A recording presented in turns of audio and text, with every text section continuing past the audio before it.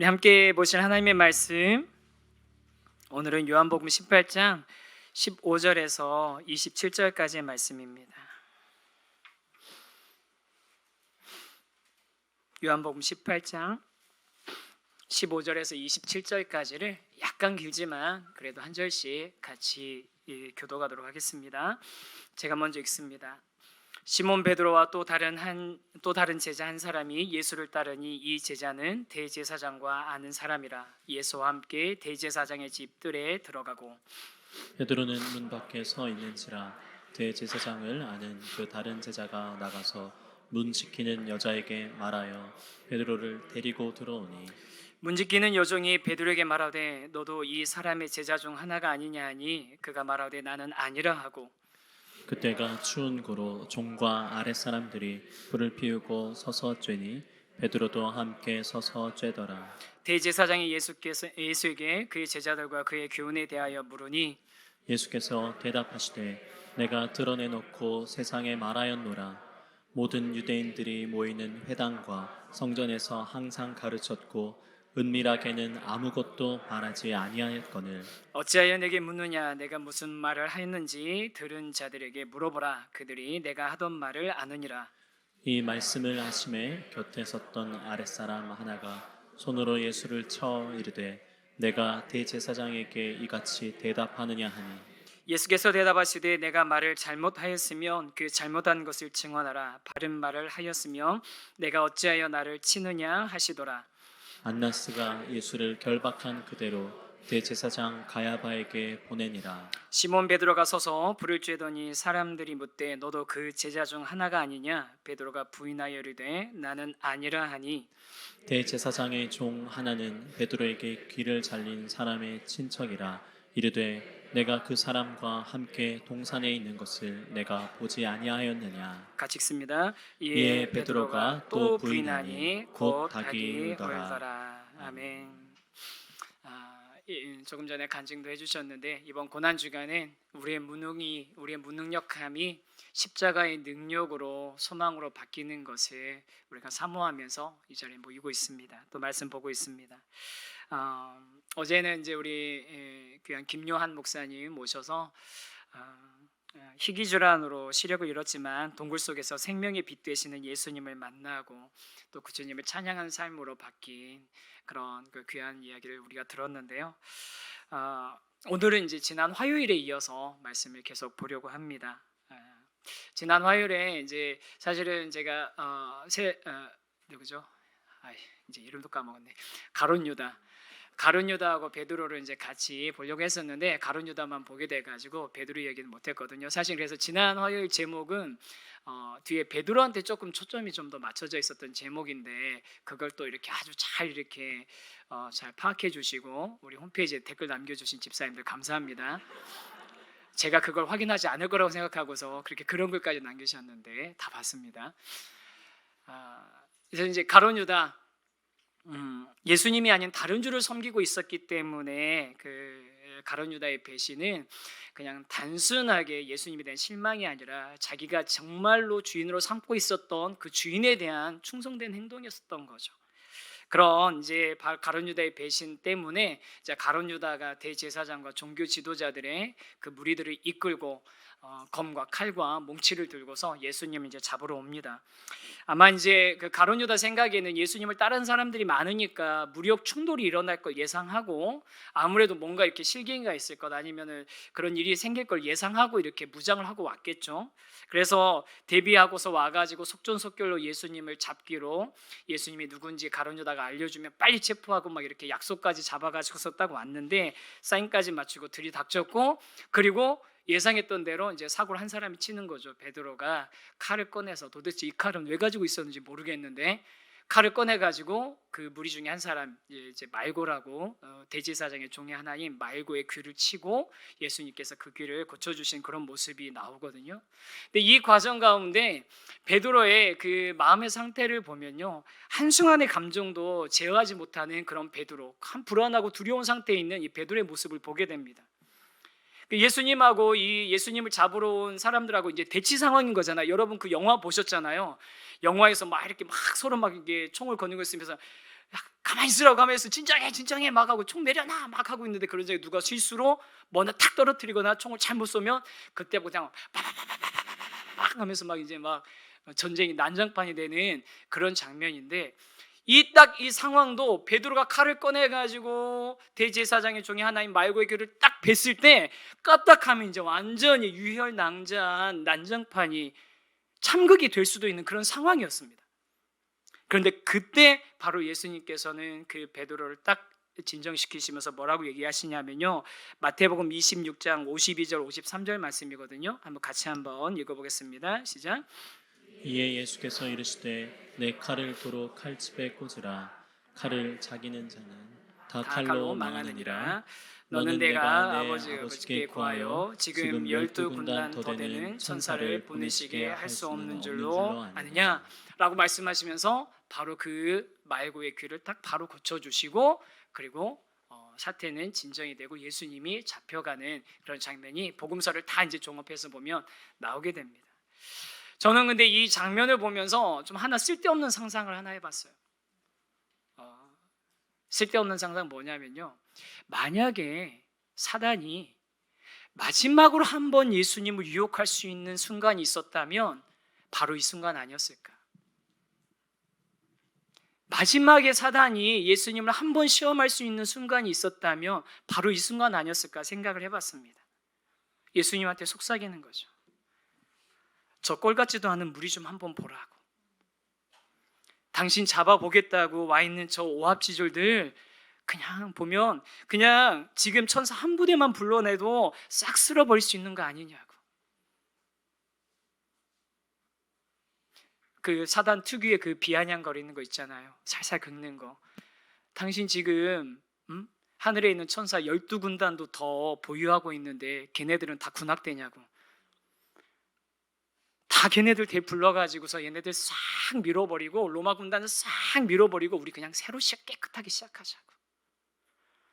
그런 유혹했으면 어땠을까? 그런 생각을 한번 해봤습니다.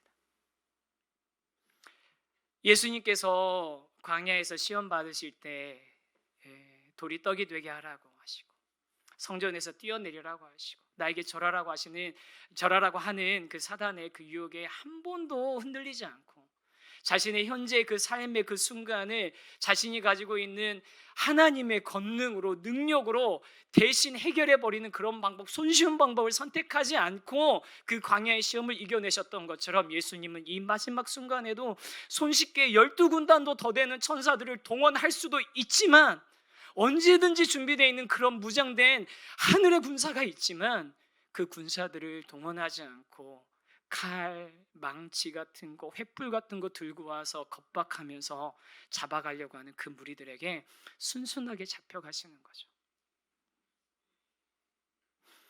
그렇게 예수님께서는 자신의 이 모든 상황을 감정에 의해서 흔들리지 않고 하나님께서 맡기신 그 뜻대로 순종하면서 걸어가고 있는데 반대로 베드로는 어떻습니까? 마음이 요동을 치고 있는 겁니다. 요동을 치고 있는 거야. 자기 감정, 욱하는 감정을 해결하지 못하는 거죠. 도대체 이게 어떻게 돌아가는 판인지 이해가 안 되는 거잖아요. 도대체 지금 이 일이 어떻게 되는 건지 이해가 안 돼서 지금 머리는 복잡하고 지금 저 사람들이 예수님을 잡아가고 나면 앞으로 어떻게 될지 모르는 상황에서 그냥 칼집에 손이 가서 검을 꺼내서 그 종의 귀를 쳐버린 거죠. 저는 베드로가 귀를 치려고 노렸다고 생각 안 합니다. 아마 잔인하지만 아마 머리를 치려고 했을 거예요. 실력이 없었든지 흥분해서 빗나갔든지 그래서 귀를 쳤겠죠. 베드로는 자신의 욱하는 감정을 제어하지 못했습니다. 여러분, 베드로가 왜 이렇게 자신의 욱하는 감정을 제어하지 못했을까요? 가정교육이 잘못돼서 그런 거죠. 오늘은 웃지를 않으시네요.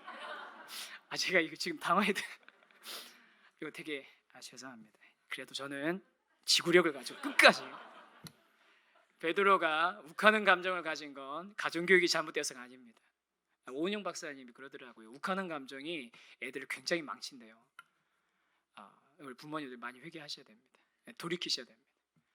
근데 베드로가 욱하는 건 자기가 원래 타고난 성품 탓도 있고 그렇지만 진짜 중요한 문제는 뭐냐면요, 베드로한테는요, 그동안 베드로가 예수님을 쫓아다니면서 들었던 하나님의 나라, 예수님의 희생, 예수님이 말씀하신 낮아짐, 포기, 섬김, 약함이 강함이 되는 그런 세상의 원리와는 정반대되는 뒤집혀 있는 하나님 나라의 원리, 그렇게 많이 들었지만 그거는 그냥 예수님 얘기고, 자기가 생각하는, 자기가 바라는, 자기가 기대하는 것은 전혀 다른 얘기였기 때문에, 그런데 자기의 감정이 지금 자기의 생각과 자기의 계획과 똑같이 돌아가지 않고 있는 이 상황에 주체를 못하는 거예요, 자기 감정을.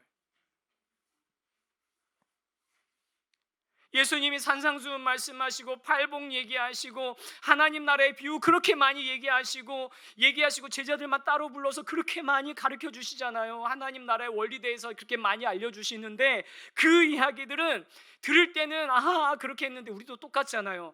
들을 때는 성경 말씀대로 그래 그래야지 하는데, 막상 나한테 시험이 닥치면, 사람들이 위협하고 있으면, 상황이 잘못 돌아가는 것 같으면 어디에 손이 먼저 가는 겁니까? 품속에 감추고 있었던 칼에 손이 들어가는 거죠. 그 칼을 꺼내고 싶은 거고, 그 칼을 휘두르게 되는 거죠. 제가 얼마 전에 이제 재밌는 영상 하나 봤습니다. 여러분 보복운전 아시죠? 우리 성도님 중에서 보복운전 하시는 분 계시나요? 네, 하시는 분 모르죠. 사람 운전대다 보면 바뀌니까. 제가 보복운전에 가서 재밌는 영상 하나 봤는데, 이제 어떤 분이 블랙박스 있잖아요. 블랙박스를 막 이제 정상적인 차로로 주행하고 있는데, 갑자기 옆에서 들어오는 차가, 제가 보기에도 그 차가 잘못한 것 같아요. 누가 봐도 그 차가 잘못한 거예요. 그래서 막 들어오는데, 이 차가 자기를 안 비켜줬다고 생각하는지 막 빵빵거리고 막 뒤에서부터 막 불을 바짝바짝 하더니, 기어이 옆으로 이렇게 막 와가지고서 창문 내리면, 야 엑스야 내 운전을 어떻게 하냐, 막 이렇게 막 소리를 지르는 거예요, 창문 열자마자. 그런데 이제 이 블랙박스의 주인공은 되게 이제 차분하게 대응을 하더라고요. 그쪽에서 저는 제가 제 차선대로 온 게 맞고요, 그쪽이 잘못하신 거예요 라고 이렇게 그냥 아주 진짜 차분하게 대응을 하더라고요. 그런데 놀라운 장면이 있었습니다. 반대편에서 제가 잘못했네요 하면서 꼬리를 내리고 그냥 가는 거예요. 이해가 안 되시죠? 보통은 막 이렇게 더 붙어야 되는데, 왠 줄 아세요? 아니요. 조폭은 너무 영화 많이 보셨다 우리. 영화 너무 많이 보셨어요. 운전 블랙박스에 있었던 운전자가 경찰이었어요. 경찰복을 입고 있었던 거예요. 자기 운전차 그냥 일반 차량 타고서 경찰이었는데, 창문 열이 엑스야 하고 봤는데 경찰복 입고서 이렇게 해서, 그쪽이 잘못하신 거예요, 난 제대로 오고 있었는데. 그러니까 네 제가 잘못했죠 그러면서 사라지는 거예요. 얼마나 부끄러운 모습입니까? 그게 그냥 고스란히 다 블랙박스에 녹화가 된 거예요. 그 사람 본능적으로 행동한 거죠. 내가 저 본때를 내주고, 아니면 내 안에 있는 욱하는 거, 어쨌든 저 사람이 어떤 상태이든 쏟아내버리겠다. 그런데 쏟아냈으면 정말로 그 차가 잘못됐다고 생각했으면 경찰이든 뭐든 끝까지 따졌어야죠. 그런데 그게 아닌 거잖아요. 그냥 원초적인 본능적인 행동을 한 겁니다. 상대방이 약할 것 같으면 가서 윽박지르고 위협하고 힘으로 휘두르고, 근데 상대방이 나보다 강한 것 같으면 그 앞에서 꼬리를 내리고.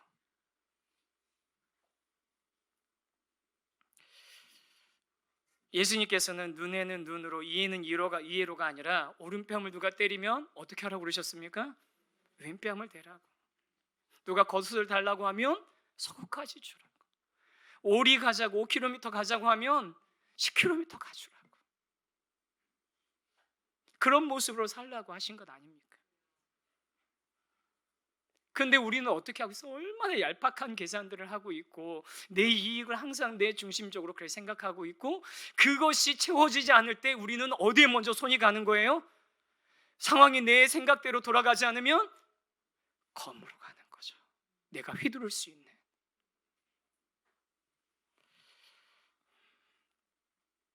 사랑하는 성도 여러분, 예수님께서는 세상의 법칙이 아니라 하나님의 법칙대로 살아가라고 우리에게 말씀하셨습니다. 세상에선 오른밤 한 대 맞으면 싸대기 양쪽으로 때려줘야지만 되는 거고, 그렇게 못하는 사람들은 무능한 사람이라고 하지만 그렇지 않습니다. 예수님께서는 분명하게 우리는 세상의 방법과는 세상의 법칙과는 정반대되는 길을 가고 있는 사람들이라고 분명하게 말씀하셨습니다. 그래서 이 고난주간 우리가 매번 우리의 무능함을 발견하고 그 무능함이 십자가의 능력으로 반전되기를 바라는 것은 뭐냐면 세상에서 추구하고 세상이 휘두르는 그 힘을 우리가 가져서 그것을 능력이라고 말하는 것이 아니라 우리에게 없는 능력이, 세상과는 다른 능력이 십자가를 통해서 우리에게 덧입혀지고 그 원리대로 세상을 살아갈 때 우리가 진정한 승리, 진정한 하나님 나라의 그 기쁨을 맛보게 된다는 것을 저와 여러분이 깨닫고 확신하고 살아가는 저와 여러분 되기를 간절히 소망합니다. 그런 면에 있어서 십자가의 능력이 필요한 부분에 우리의 감정도 있는 거예요. 우리 욱하는 감정까지도, 우리의 본성까지도, 우리 내면의 깊은 곳에 잠겨져 있는, 자리 잡고 있는 우리의 울분과 화까지도 그것을 하나님 앞에, 십자가 앞에서 내려놓고 십자가가 정말로 우리의 능력이 되는 것을, 예수님의 방법이 정말로 우리의 능력이 되는 것을 인정하면서 가는 저와 여러분이 되기를 소망합니다. 이렇게 베드로가 자기가 배운 대로가 아니라 예수님 가르쳐 주신 대로가 아니라 자기 본능대로 반응하며 행동하는 그런 모습은요, 이제 예수님이 신문당하는 그 대제사장의 집 뜰 앞에서 더 분명하게 드러나는데요. 어떻게 드러나냐면요, 이제 요한복음에서는 베드로가 대제사장의 집 뜰까지 들어갈 수 있었는지에 대해서 설명이 이제 오늘 자세하게 나오지 않습니까? 다른 복음서는 그냥 이렇게 그냥 자연스럽게 들어간 것처럼 나오는데, 여기 보면 오늘 요한복음에 보면 베드로가 어떻게 거기 들어가게 됐는지 자세하게 나옵니다. 제자 중에 한 사람이, 그게 12제자인지 아니면 다른 예수님을 쫓던 제자인지는 정확하게 모르지만 성경에 안 나왔으니까 우리가 뭐 그것까지 알 필요는 없고요. 그 대제사장 가문인 안나스, 원래 안나스는 이제 지금 현재 대제사장인 가야바의 장인인 겁니다. 대제사장직에서 이미 은퇴한 거예요, 퇴직한 거예요. 그런데도 여전히 그 가문이 대제사장의 가문으로서 이제 영향력을 주고 있는 거고요. 정식으로 가야바한테 신문을 받고 재판 받는 거는 해가 뜬 다음에 할 수 있는 일이에요. 해가 진 상태에서는 재판이나 신문을 하면 안 됩니다. 그러니까 지금 안나스 앞에 가서 받는 신문은 비공식적인 신문인 거예요. 근데 그만큼 권력이 있는 거죠. 그 시간에 불러가지고 예수님을 신문할 수 있으니까. 그런데 그 안나스와 친분이 있는 다른 제자에 의해서 이 베드로가 그 문을 통과해서 들어가게 되는데요. 통과해서 들어가는데 그때 베드로가 어떤 마음으로 그 집에 쫓아갔는지 아십니까? 마태복음 26장 58절에 베드로가 어떤 마음으로 갔는지가 정확하게 나와 있는데요. 한번 같이 한번 읽어보겠습니다. 베드로가 멀찍이 예수를 따라 대제사장의 집 뜰에까지 가서 그 결말을 보려고 안에 들어가 하인들과 함께 앉아 있더라. 베드로가 뭘 보러 갔다고요? 그 결말을 보려고. 뭐 베드로가 그래도 그나마 의리가 있어서 예수님 어떻게 하면 뭐 기회 있으면은 어떻게 구출하려고 그런 거 아니에요. 이게 지금 도대체 내가 생각지도 않은 때로 이렇게 돌아가게 됐는데 이게 도대체 어떻게 끝나나, 그 결말을 보려고 따라 들어간 겁니다. 결말을 보려고 따라 들어갔는데, 그런데 들어갈 때부터 문제가 생기는 거죠. 뭐라고 하냐면 자신을 바라보고 의심하는 사람이 생긴 겁니다. 너도 그 예수하고 같이 있었던 거 아니냐? 너 예수님 따른 그 제자 아니냐? 그와 함께 있지 않았냐? 이게 한 번이 아니라 3번 있는 거예요. 처음에 문을 지키는 여종에게서 한 번, 또 날이 추워가지고 불 곁에 사람들이 숯불 옆에 모여가지고서 불을 쬐고 있는데 그때 곁에 있었던 사람들에게서 또 한 번, 그리고 마지막으로는 조금 전에 자기가 몇 시간 전이었죠, 그 대제사장의 종 중에 하나인 그 말고의 귀를 잘랐는데 그 말고의 친척인 거예요. 그러니까 자기 친척, 자기 관계 있는 사람이 당했으니까 그 칼질을 한 사람은, 칼을 휘두른 사람을 그래도 기억하고 있을 거 아니에요. 그 사람에 의해서 마지막 한 번, 총 3번에 걸쳐서 베드로가 의심을 받게 됩니다. 너희가 예수님을 따르는 그의 제자 아니냐, 그와 함께 있지 않았느냐라고 추궁을 하는데요. 여러분, 우리 다 아는 것처럼 다른 복음서에서는요, 이 베드로가 예수님을 부인하고 또 아니라고 맹세도 하고 심지어는 내가 그걸 알지도 못한다고 얘기하고 저주하는 그런 베드로의 배반 행위, 부인하는 행위에 초점이 맞춰져 있는데요, 요한복음은 좀 다른 데 초점이 맞춰져 있어요. 17절하고 25절에 그게 나오는데 17절 25절을 보면서 한번 자세하게 동일한 표현이 나오는데 한번 보시면 좋겠습니다. 17절 25절 한번 읽어보겠습니다. 시작. 시키는 여종이 베드로에게 말하되 너도 이 사람의 제자 중 하나가 아니냐 하니 그가 말하되 나는 아니라 하고 25절입니다. 시몬 베드로가 서서 불을 쬐더니 사람들이 묻되 너도 그 제자 중 하나가 아니냐 베드로가 부인하여 이르되 나는 아니라 하니 여러분 찾으셨습니까? 뭐죠? 나는 아니라. 나는 아니라.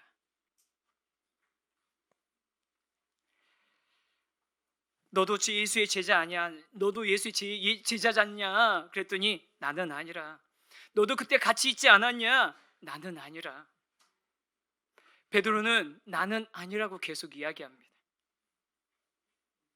그런데 이 베드로의 나는 아니라는 이 말은 예수님을 모른다는 부인이기도 하지만 더 정확하게는 나는 자기 자신에 대한 부인인 겁니다. 나는 예수의 제자가 아니라고. 나는 아니라고. 인간적으로는 베드로의 이 말이 이해가 되죠. 얼마나 무섭고 두려운 상황이었겠습니까? 너도 그 사람 중에 하나였지 않냐고, 너도 그 제자 중 아니냐고. 그 말을 듣고 거기서 그게 들통나면은 저 예수님이 당하는 것 같은 그런 고난을 자기도 똑같이 당해야 될 수밖에 없는 그런 상황이니까 그렇게 말할 수밖에 없는 그 모습이 이해는 되는데, 그런데 이 베드로가 나는 아니다라고 말하는 이 순간은요, 실제로는 예수님의 모습과는 정반대의 길을 택하고 있는 베드로, 예수님의 모습과는 정반대의 길을 택하고 있는 베드로의 모습을 정확하고 철저하게 드러내고 있는 것입니다. 무슨 얘기냐고 하냐면요, 예수님께서 조금 전에 우리가 읽었던 그 요한복음의 앞 구절에 보면 이제 사람들이 와가지고 예수님을 잡으려고 막 오거든요. 그런데 그때 예수님이 그 사람 무리들에게 먼저 물어보세요. 너희가 누구를 찾느냐? 예수님 먼저 물어보세요. 너희가 누구를 찾느냐라고 물어보시니까 예수님께서 뭐라고 얘기하시냐면 요한복음 18장 5절 말씀입니다. 이것도 같이 한번 보겠습니다. 시작. 대답하되 나사렛 예수라 하고는 이르시되 내가 그니라 하시니라. 그를 파는 유다도 그들과 함께 섰더라. 뭐라고? 예수님이 뭐라고 하셨더라고요? 내가 그니라. 베드로는 뭐라고 했다고요? 나는 아니라. 예수님은 뭐라고 하셨다고요? 여러분, 예수님은 지금 자기를 잡으러 온 그 사람들 앞에 누구 찾고 있느냐? 나사렛 예수. 내가 그니라. 내가 그니라라고 말씀 두 번이나 거듭 말하시면서 왜 그렇게 얘기하셨는 줄 아세요? 나 잡으러 왔으니까 여기 이 제자들은 다 갈 수 있게 좀 해줘라. 요한복음 보세요. 그렇게 말씀하세요. 이들이 가는 것을 허용해줘라. 용납해줘라. 예수님은 제자들을 살리기 위해서 내가 그니라라고 말씀하고 계시는데, 베드로는 내가 살려고 나는 아니라라고 말하고 있는 거예요. 정확하게 그 표현을 지금 여기에다가 집어넣고 있는 겁니다. 다시 한번 말씀드려요. 예수님은 제자들을 살리기 위해서 내가 그니라라고 말씀하고 계시는데, 베드로는 내가 살려고 나는 아니라라고 얘기하고 있는 거라고요.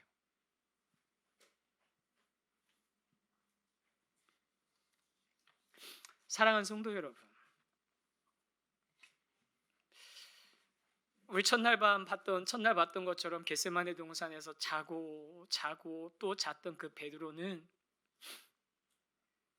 내가 그니라라고 말하면서 그들을 다 도망갈 수 있게 나만 잡아가라고 하셨던 그 예수님 앞에서 나는 아니라고 세 번이나 부인하는 그런 모습을 발견하게 됩니다. 그러면서 여러분, 저와 여러분은 이 베드로와 다르진 않은지 오늘 이 저녁에 우리가 꼭 우리 자신을 점검해 볼 수 있게 되기를 소망합니다. 여러분, 우리는 이 세상에서 살아가면서 내가 그리스도인이라고, 내가 그니라, 내가 예수님 믿는다고 당당하고 떳떳하게 자신 있게 이야기하고 계십니까? 혹시 정말로 혹시 너도 예수 믿냐라는 그 얘기가 나에게 어떤 손해가 될까 봐, 그 얘기가 어떤 나에게 뭔가 족쇄가 올무가 될까 봐 나는 아니라고, 아니 뭐 우리 중에 나는 아니라고 적극적으로 하고 다니시는 분이 뭐 몇 분이나 계시겠어요? 거의 안 계시죠? 대신 내가 그니를 하라고 당당하게 얘기 못하고 숨기면서 살아가고 있지는 않습니까? 물론 이런 분도 있으세요. 뭐냐면 내가 예수 믿는다는 거 얘기하면 내 주변에 있는 사람들이 교회에 대해서 너무 실망할까 봐 얘기 못 한다고. 그런 분도 있으세요. 또 반대로 내가 예수 믿는다는 거 밝히고 나면 앞으로 내가 좀 약간 좀 마음대로 살지 못할까 봐, 내가 마음대로 사는데 좀 방해가 될까 봐 얘기 안 하신다는 분들도 있는데, 물론 최악의 경우는 아니죠. 최악의 경우는 뭐겠습니까? 내가 그니라 해놓고서 내가 예수님 믿습니다 해놓고 전혀 예수님 믿는 것과 상관없는, 하나님 나라의 원리와 상관없는, 법칙과 상관없는 방식으로 살아가면 그게 최악이죠. 그게 최악이죠. 그런데 여러분, 그런 최악의 상황이 아니라면 저와 여러분이 정말 이 세상 앞에서 당당하게 나는 아니라가 아니라 내가 그니라라고, 나는 예수님 믿습니다, 내가 믿는 예수님 나는 부끄럽지 않습니다, 내가 믿는 예수님 나는 자랑스럽습니다, 내가 복음을 부끄러워하지 아니하노니 이 복음은 모든 믿는 자들에게 구원을 주시는 하나님의 능력이 된다라고 저와 여러분이 세상 가운데 당당하게 고백할 수 있는 하나님의 사람이 되기를 간절히 소망합니다. 정말로 우리가 이것을 부끄러워하지 않았으면 좋겠습니다. 우리가 세상 앞에서 주님을 부끄러워하면 주님께서는 하나님 앞에서 우리를 부인할 것이라고, 우리가 주님의 이름을 부인하면 하나님 앞에서 부인할 거라고 말씀하셨는데, 이 이야기를 우리가 정말 가볍게 듣지 않았으면 좋겠습니다. 사랑하는 성도 여러분, 우리가 예수 그리스도를 믿고 주님을 따르고 주님의 도를 우리가 배워서 그 도를 쫓아서 지금 여전히 부족해서 준비되어지고 다듬어지고 만들어지고 있는 작업 중인 것은 사실입니다. 그래서 다른 사람들이 실망할 수 있고 다른 사람들이 정말 우리 때문에 시험 들 수도 있어요. 그거는 우리의 문제일 수도 있고 그분의 연약함일 수도 있습니다. 그런데 그런 것들까지 우리가 뭐 다 계산하기 이전에 우리는 정말로 내가 예수님을 믿고 예수님을 따르는 것이 당당하고 부끄럽지 않은 삶을 살고 있냐는 거죠. 저와 여러분이 이 고난 주간을 지나면서 이 십자가의 능력, 십자가에서 우리를 위해서 죽으신 예수 그리스도를 부끄러워하지 않는 그런 삶을 살게 되기를 간절히 소망합니다. 그리고 그렇게 우리가 내가 그니라 라고 우리 자신의 정체성을 이야기한다면 이제 그 다음 해야 될 건 뭐겠습니까? 당연히 베드로처럼이 아니라 주님께서 알려주신 하나님 나라의 원리대로, 우리가 배운 대로, 우리가 그동안 배운 대로, 그동안 아멘 했던 대로, 우리가 고백했던 대로, 우리가 기도했던 대로 그렇게 살아내야 되는 거죠.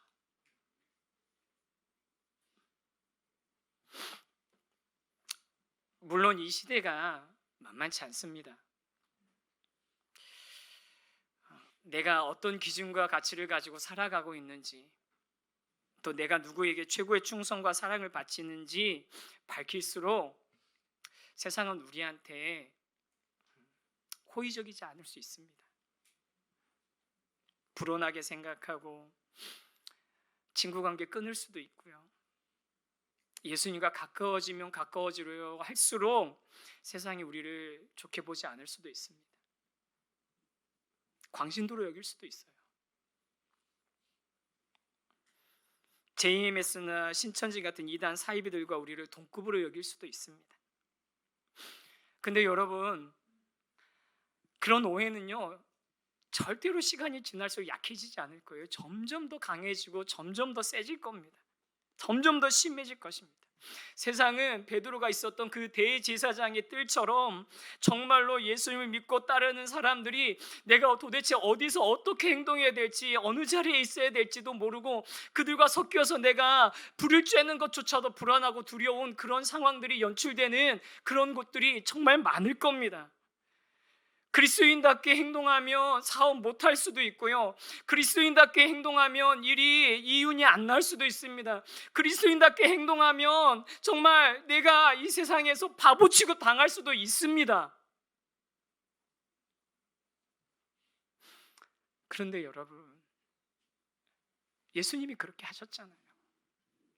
12군단도 더 되는 천사들 지금 당장 동원하실 수 있으면서도 그냥 바보처럼, 그 바보처럼 정말로, 죄송합니다. 예수님 제가 바보처럼 두 번이라 해가지고 그렇게 그냥 잡혀가시고 끌려가셨잖아요. 그게 하나님 나라의 원리잖아요.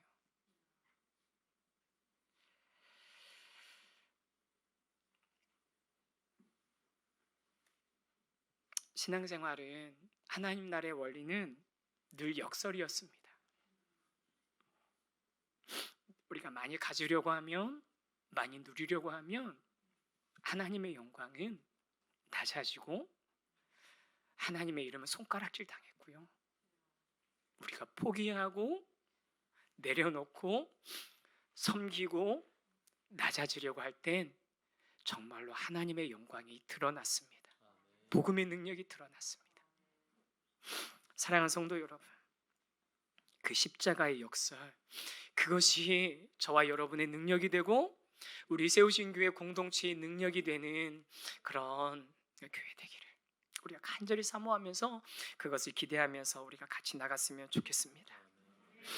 대제사장의 뜰 같은 이 세상에서 우리가 진짜 능력 있게 살 수 있는 힘은 나는 아니라고 부인할 때가 아닌 예수 그리스도를 부끄러워하지 않고 십자가의 사랑의 나를 살리셨다는 사실을 우리가 담대하게 증거할 때 그것이 진짜 권능, 능력이 되고, 그렇게 그 능력이 우리 삶 가운데 있을 때 저와 여러분의 삶을 통해서 하나님의 나라가 확장되어지게 될 줄 믿습니다.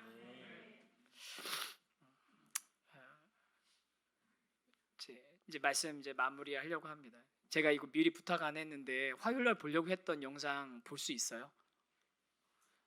네, 이제 방송실이 난리가 났습니다. 제가 미리 얘기를 안 했어요. 제가 재작년일 거예요. 재작년에 있었던 이 영상을 보면서 한 4-5번은 본 것 같아요. 이 영상을 볼 때마다 참 가슴이 따뜻해요. 그래서 한 사고가 났었던 그 상황을 이렇게 한 건데, 어제 안 되면은 안 보여주셔도 됩니다. 말로 설명할 수 있어요. 제가 재연을 할 수도 있습니다. 제가 그냥 할게요. 뭐냐면 교통사고가 난 거예요. 접촉사고가 났어요. 그래서 이제 뒷차가 와가지고서 이제 차에서 내리고 앞에 차도 이제 내리고, 앞에 차가 이제 피해자고 뒤에 차가 가해자인데 나왔는데 막 얘기하더니 앞에 차에서 나온 그 아줌마가 이제 중년 되신 그 여인이 뒤에 있는 그 차에서 나온 사고를 일으킨 가해자를 그냥 다 안아주시는 거예요. 하면서 두드려주시는 거예요. 왜 그러냐고 그랬더니 이 뒤에 사고를 낸 사람이 아이가 아프어가지고서 막 허둥지둥 운전하다가 정신없이 가다가 사고를 낸 거였거든요. 그러니까 그냥 꼭 자기 딸 같아가지고서 그냥 안아줬다는 거예요. 그리고 나서 그 영상이 이제 화제가 돼가지고 막 이제 나중에 인터뷰를 했는데, 그 인터뷰에서 그분이 이런 얘기를 해요. 이거 별것도 아니라고, 대한민국 엄마라면 누구라도 그랬을 것이라고, 대한민국 엄마라면 누구라도 그랬을 거라는 그 얘기를 듣는데 저는 그 얘기가 좀 이렇게 바뀌었으면 좋겠다라는 마음이 들었어요. 그거 너무 당연한 거라고. 예수 믿는 사람이라면 누구라도 그랬을 거라고, 그리스도인이라면 누구라도 그랬을 거라고.